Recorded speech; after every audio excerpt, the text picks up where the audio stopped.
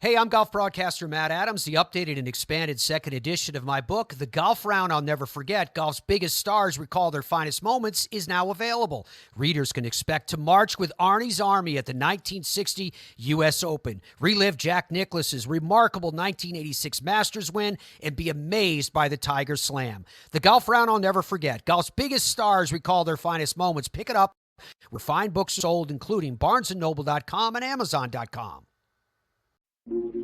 This day in sports history. It's March 25th, and on this day in 1979, it was the most unusual ending to an NBA basketball game ever. A game in which several players officially and legitimately played for both teams. Now, to understand what happened on this day, I have to take you back a few months prior to November 8, 1978. Just a few weeks into the NBA season, the Philadelphia 76ers were hosting the New Jersey Nets. The Sixers had a pretty stout lineup with Dr. J, Bobby Jones, Mo Cheeks, Henry Bibby, Darryl Dawkins. The Nets, they had Bernard King. King was only in his second year at this point, but he was already drawing nightly double teams and still managing to score more than 20 a game. In the third quarter, King drove to the basket, and as he went up for a shot, there was contact. King was called for a charge, a call that let's just say he vehemently disputed. It did not take long for King to get a technical foul, in addition to his personal foul. The problem for King, though, he already had a technical from earlier in the game, so at this point, he's ejected. Still, expressing his displeasure, he kicked a courtside chair on his way to the showers, and a third technical was called on King, but this one was called by a different ref named Richie Powers, and it was also illegal. Powers had a reputation for giving out technicals like candy from a Pez dispenser. This third tech on King brought Nets coach Kevin Lockery off the bench to question the call, but in a very loud and shouty manner. Powers teed him up not just once, not just twice, but 3 times as well, which was also illegal. So now Lockery is off to the dressing room. Phil Jackson took over as the coach on the Nets bench. Quick side note, this was Phil Jackson's first head coaching moment. So, again, there's still more than 5 minutes to play in the third quarter. The Nets turned to Eric Money to fill in the scoring gap with King gone. The game went to double OT before the Sixers won 137-133. Money finished with 37 in the loss. But hang on a second. The Nets protested to the league office, saying the excessive technical fouls called by Powers was outside the rules, gave an unfair advantage to the Sixers, and they demanded a replay of the game. NBA Commissioner Larry O'Brien agreed. First, he suspended Powers for 5 games for failure to comply with league procedure. Second, they had to find a date for a replay for the final 17 minutes and 50 seconds. And since the Nets were playing again at Philadelphia on March 25th, that date was selected. But a lot can happen in 4 months. On February 7th, the Sixers and the Nets made a trade with each other. The 76ers sent Ralph Simpson and Harvey Catchings to New Jersey, and in return got Eric Money and Al Skinner. Simpson, Catchings, and of course Money had all played in the game back in November. And now when the teams got together for the replay on this day in 1979, they were on the other bench. The league issued a ruling that the traded players could play in the game with their new teams. 5 minutes, 50 seconds were put on the clock to finish out the third quarter. Everything was reset to this point, meaning all the points scored after this point in November were erased, and the scoreboard was reset to read Philadelphia 84, New Jersey 81. The only other difference is there were 3 different referees. Powers was not allowed to ref this one. The game progressed, and the 76ers won this time too, 123-117. Now, if you take a look at the box score of this game, Money, Catchings, and Simpson appear under both teams as having officially played for both teams in this game. Money lost points, though. Instead of the 37 he scored in the original double OT game, he officially finished with 27. 23 scored for New Jersey, 4 scored for Philadelphia.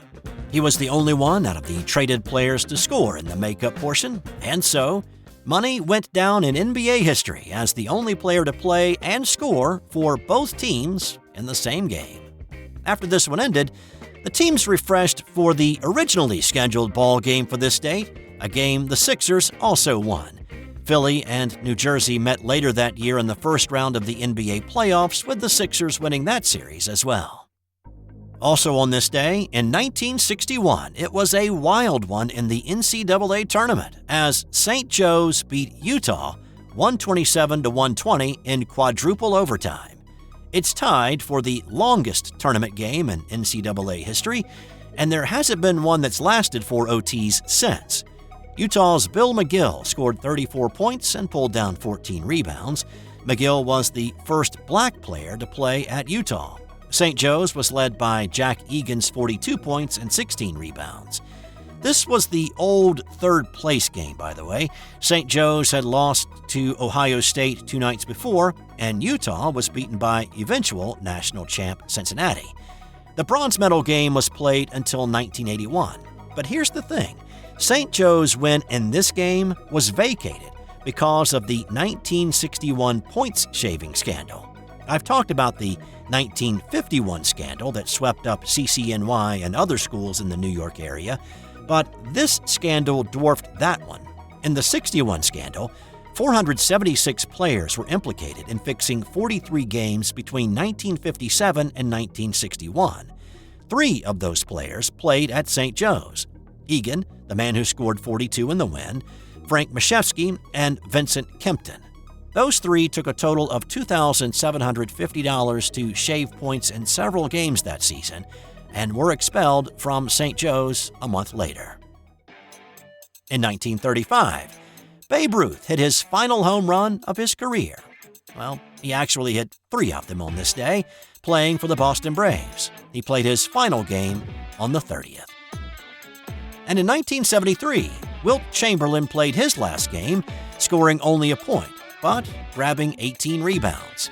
Interesting fact, Wilt never fouled out of a game in his 14-year career. And today's non-sports Did You Know? There's a Seinfeld episode about Michigan's generous recycling compensation that is credited with costing the state millions of dollars every year. That's all for today. I'll have more tomorrow on This Day in Sports History.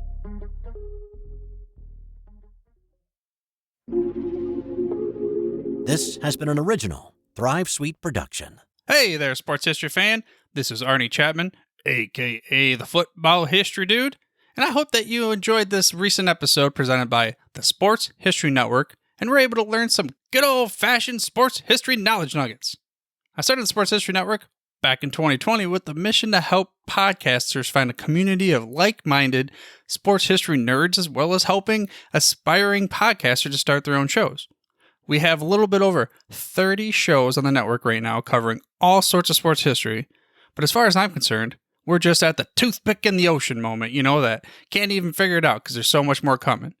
We wanted to create the ultimate headquarters for sports yesteryear, starting with Podcast Network and our website, but we're going to continue to move into other mediums as well. And here's the cool part, because we want you to be part of our team. So if you're interested in starting your own podcast, or maybe being a guest on one of our shows, or who knows, maybe even writing an article for us over on the website. Seriously, all you gotta do is reach out to us on the contact page over at sportshistorynetwork.com. You can be as technologically savvy as a Neanderthal tapping on a stone trying to figure out this whole hieroglyphics thing back in the day. Again, it doesn't matter, because even if you don't understand the whole podcast space, we have a production team that can pretty much help you out with doing everything. All you gotta do, head over to sportshistorynetwork.com, head to the contact page, fill it out. That message goes right to me, and I'll reach out to you as soon as I can. But for now, dude, I'm through if you're through.